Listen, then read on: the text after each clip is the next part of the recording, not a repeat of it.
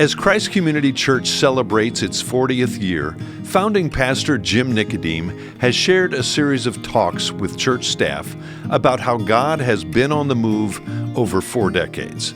These are not meant to be sermons or in-depth theological studies, but instead are stories and reflections from a founding pastor.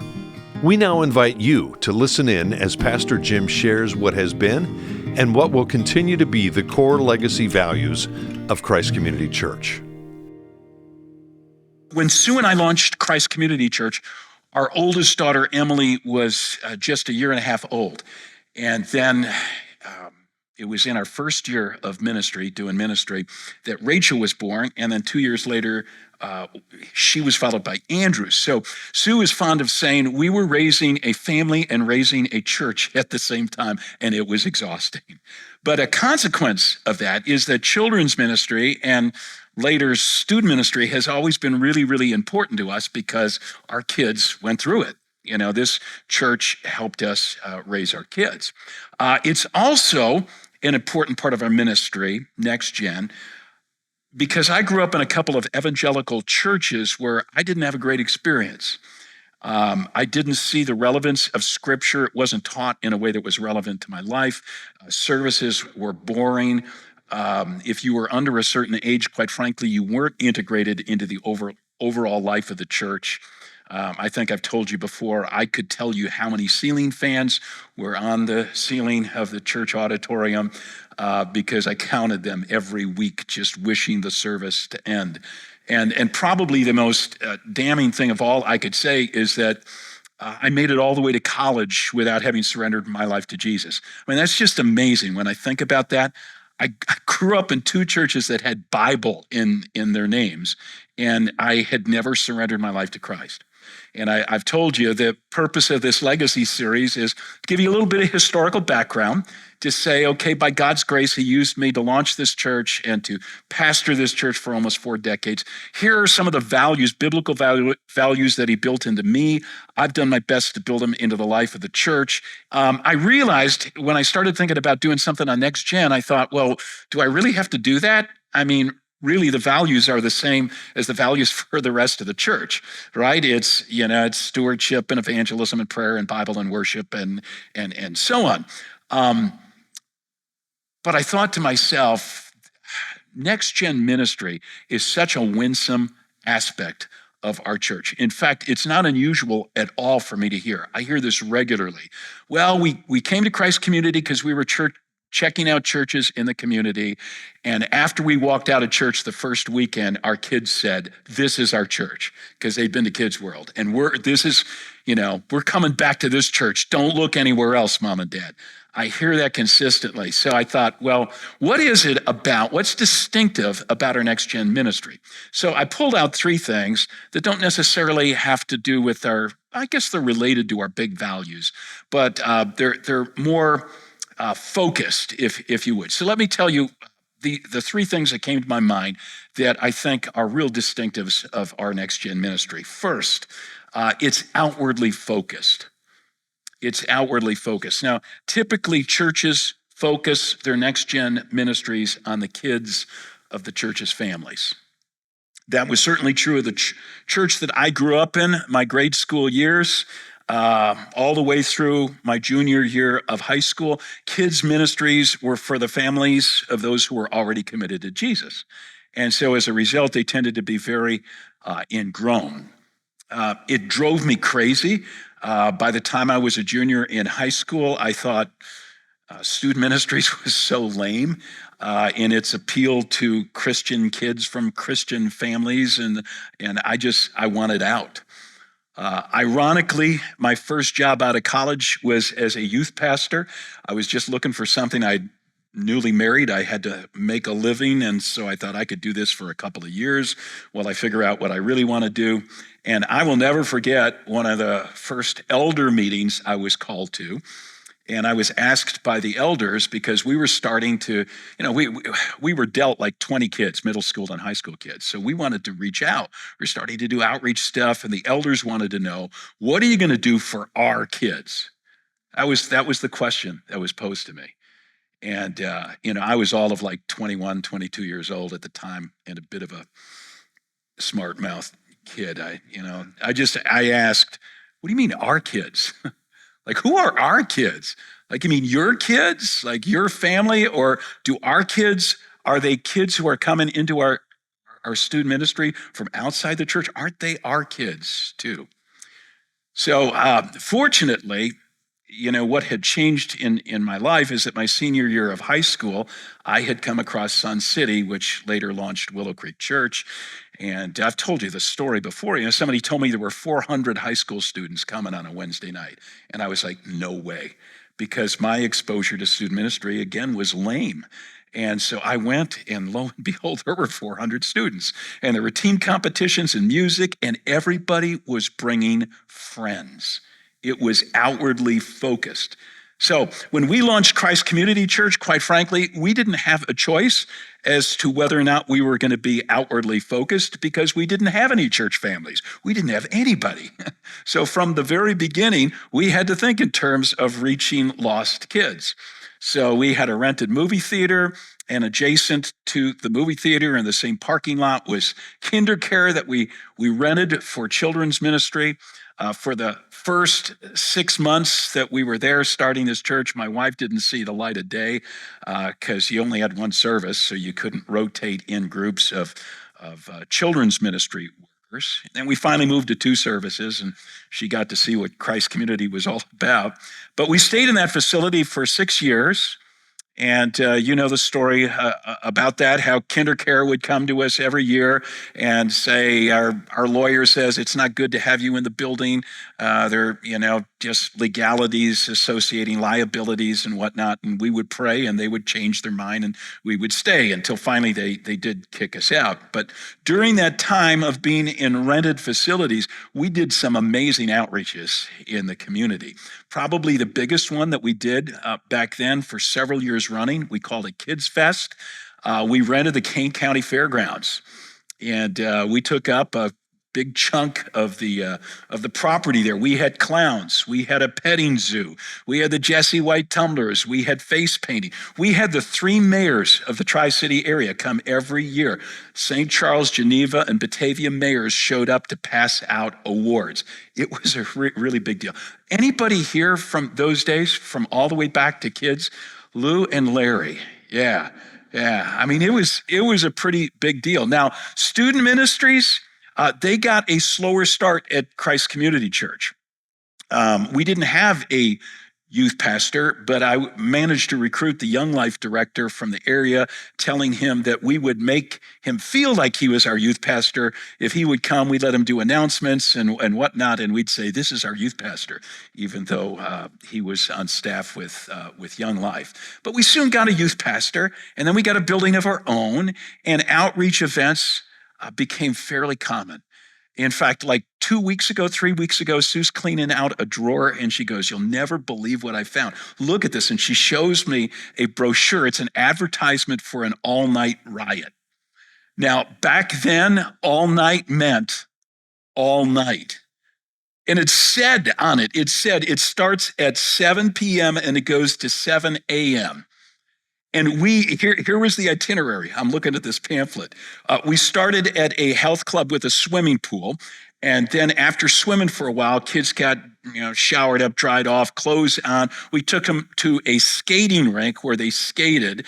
And then we put them back on a bus and we took them to a bowling alley where they bowled. This was all in one night, $20. If you brought 5 friends, it's free. Bring 5 friends and you get to come for free. We were just so outreach minded.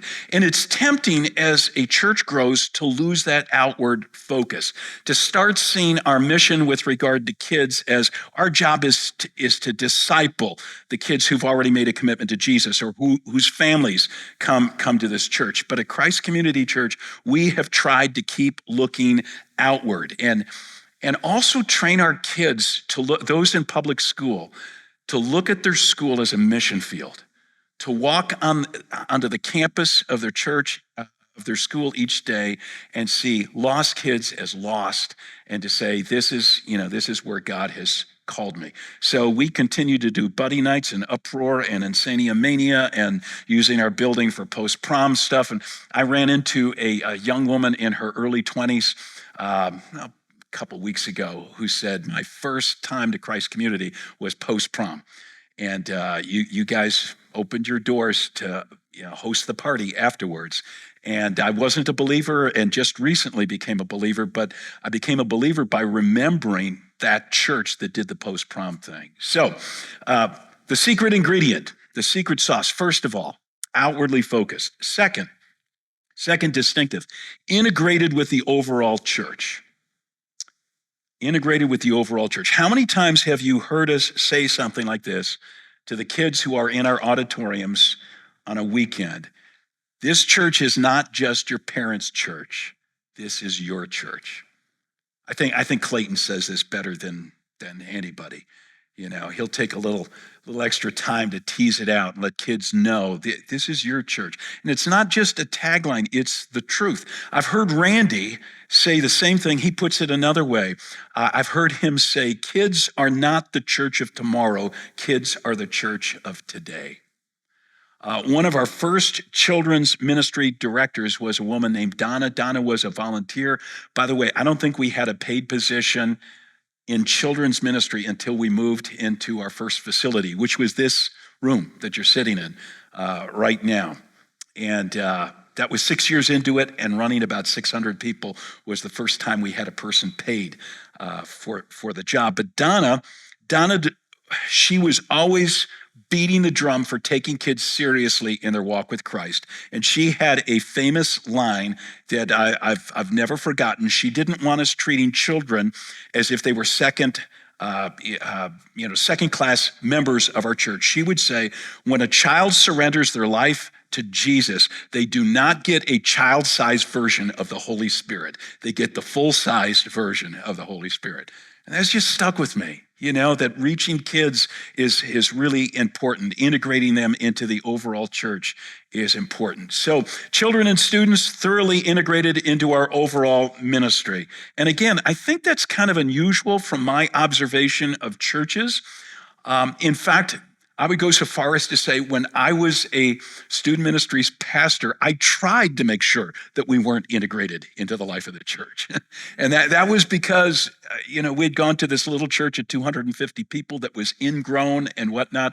And our student ministry grew in the first year and a half from 20 kids to 200 kids. And I did not want to be associated with the adult boring ministry. So I did everything I could to uncouple it. You've heard me tell tales before, some of the outreach events that we did that got me invited to future elder meetings.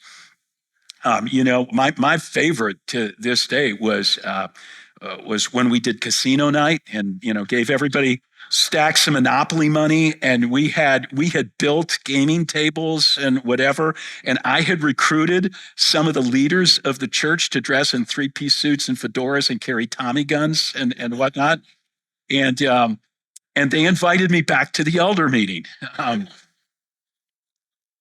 So I was doing my best to disassociate student ministry from the adult ministry. I didn't want kids knowing the adult ministry that was behind it. But at Christ Community Church, you guys, because we have a healthy, vibrant adult ministry, it's not an embarrassment for Kids World and student ministry to be integrated with it. So let me mention just a few of the ways in which this integration takes place. The high value we place on next-gen ministry, I think, is apparent. Let me start with the most basic way of all, our mission statement. Okay, our mission statement as a church is to make passionate disciples of Jesus who are belonging, growing, serving, and reaching. Randy, what is the mission statement for next-gen ministry? Yeah. It's exactly what I just said. It's the very same mission statement. Let me give you another example or two, drawing from the 4 marks of a disciple that illustrate that we share the same mission. Okay, we'll start with belonging. After a person surrenders their life to Jesus around here as Savior and King, We say you need to go public with your commitment. You need to be baptized. That's the first step in belonging. You belong to Christ. Let people know. Well, at Christ Community Church, we don't have separate baptism services for children and for students. They get baptized at our weekend services along with adults. And in Kids World, it's carefully explained to them the reason you're going to get baptized in a weekend service is because you now belong to the church. This is your church.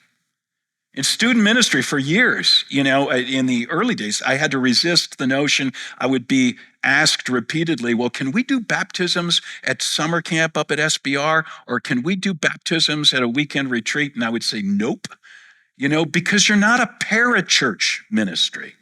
You're part of the church. And so we want middle school and high school students knowing this is your church. And one of the ways we demonstrate that is that you get baptized at a weekend service.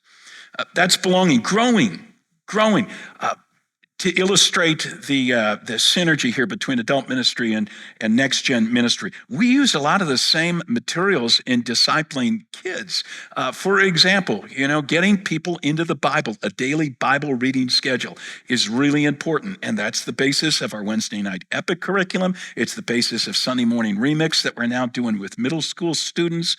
By the way, we flirt with the notion of how closely we have to parallel the adult reading schedule, because there are parts of the Old Testament that are a bit obtuse when it comes to middle school and high school. So we're, it's not like we're so passionate about that value that they got to walk in lockstep. But the notion of getting them reading the Word, growing, how do you grow as a believer? It's the same for next gen as it is for adults. Serving.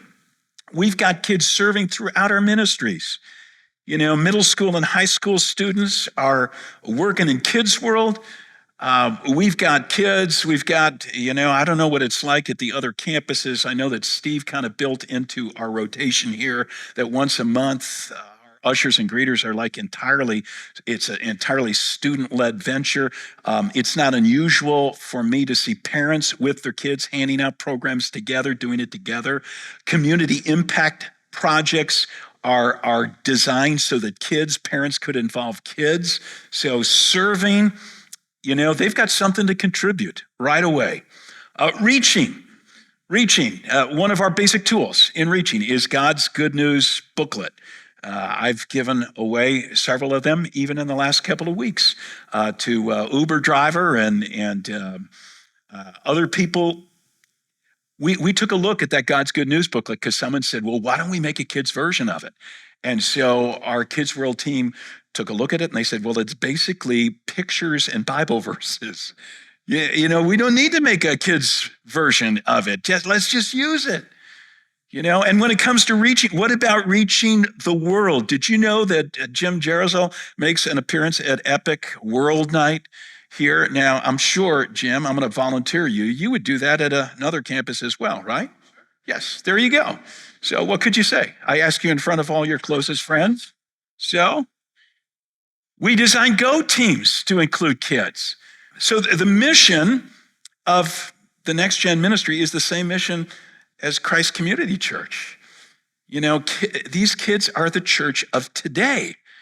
And so we take their participation in our church seriously. Let me throw out a few other ways that we share the same mission. Facilities.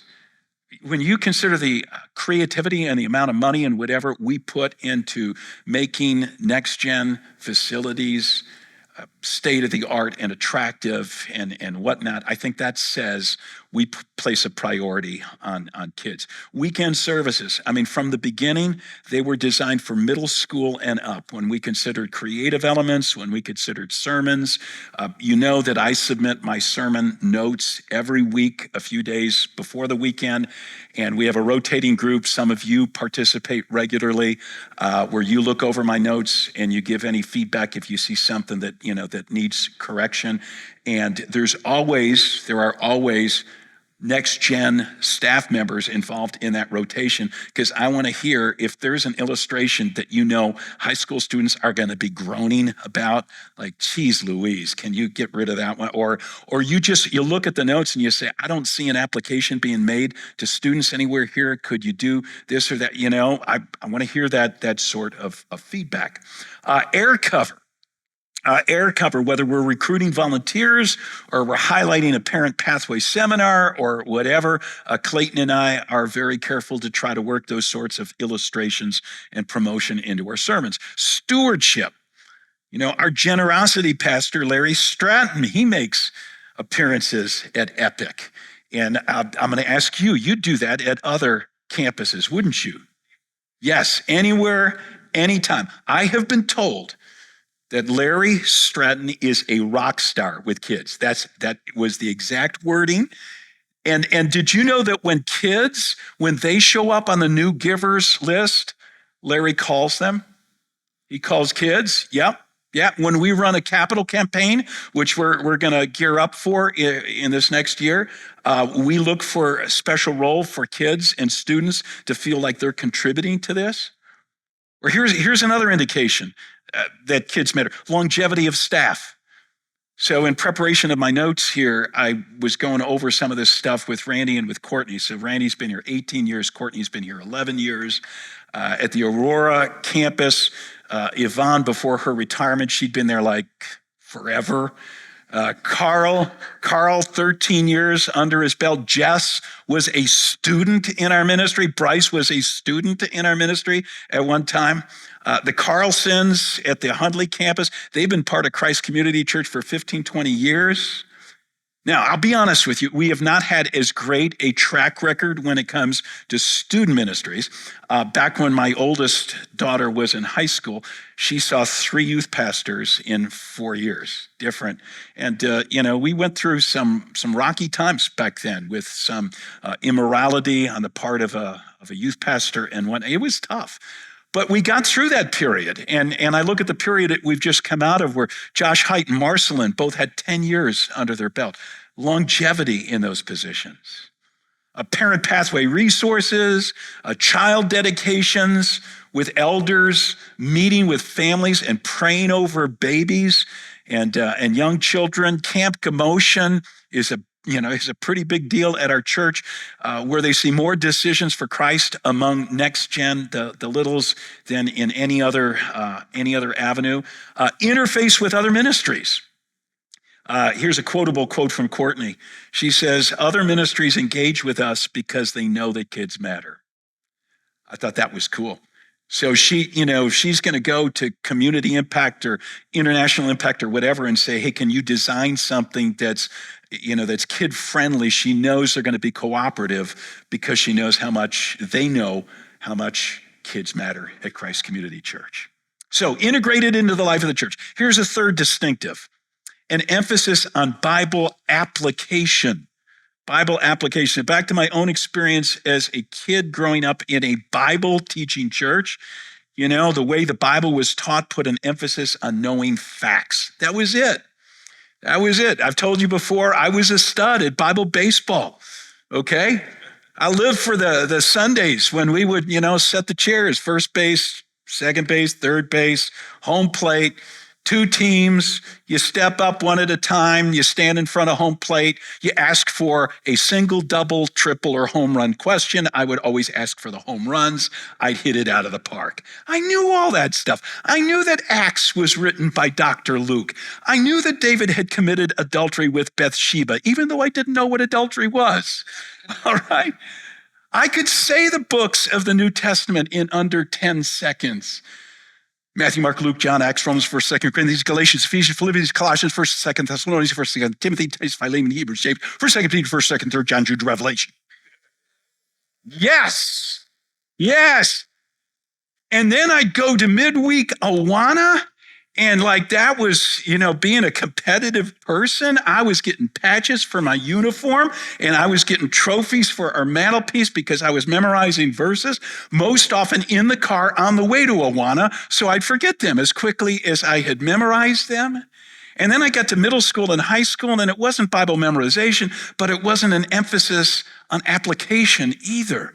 I mean, end times was a big deal back then. Hal Lindsey's late great Planet Earth, and then later the Left Behind series. And it wasn't until my junior year of high school when I found this student ministry, Sun City, that I can remember hearing Bible teaching aimed at my life, my age as a high school student, application oriented. So when we started Christ Community Church, it was like, yeah, we're going to teach the Bible in a way that people grow from it. In fact, how many of you know what Kids World was called before it was called Kids World? Yeah, call it out. Greenhouse, because we grow kids, okay? And so we're going to teach the Bible in an applicatory way. But we switched to Epic, not just to get kids on a Bible reading schedule, but to teach them the comma method of application. In student ministry, we place a huge emphasis on scope and sequence. We ask ourselves the question, what are the big topics that need to be covered biblically with middle school and high school students? I mean, you got friendship, you've got spiritual disciplines, you've got identity, you've got evangelism, you've got sexuality. See, I grew up in 2 Bible teaching churches. I was never taught anything about sexuality. I was regularly, with the girls I dated, I was regularly sexually active, just shy of intercourse, because no one had taught me that from Scripture, how you're supposed to behave. And this is a high priority at Christ Community for Bible to be taught in a way that leads to personal application. By the way, this, if you're an adult ministry, if you're an adult coach or a community group leader, I hope you'll keep that in mind. We're about transformation, not just information. When people get into the Bible reading schedule, start reading it on their own. We want them to walk away every day with an application to their lives. This is why we have Bible 101 and 201 and it taught. This is how to study the Bible and bring it home to application. And by the way, those seminars, they're open to students. They're open to students. Next Gen ministry at Christ Community, what makes it so special? It's outwardly focused. It's integrated with the overall church. There is an emphasis on Bible application. I could have probably come up with additional ones. Those were the top 3 that occurred to me. When I met with Randy and Courtney before putting my thoughts together, each of them had a kind of a quotable quote that I'll conclude with. Courtney said, "I never have to worry about the value we put on kids. I don't have to fight for it because it's apparent everywhere." I was like, yes. And then Randy said, "My worst day on the job is better than what 95% of Next Gen pastors get to experience." And I say, I hope that's true. Because we love kids. We love kids and students here at Christ Community. Thanks for joining us for this Legacy Value series. Check out the rest of these podcasts at ccclife.org/podcasts.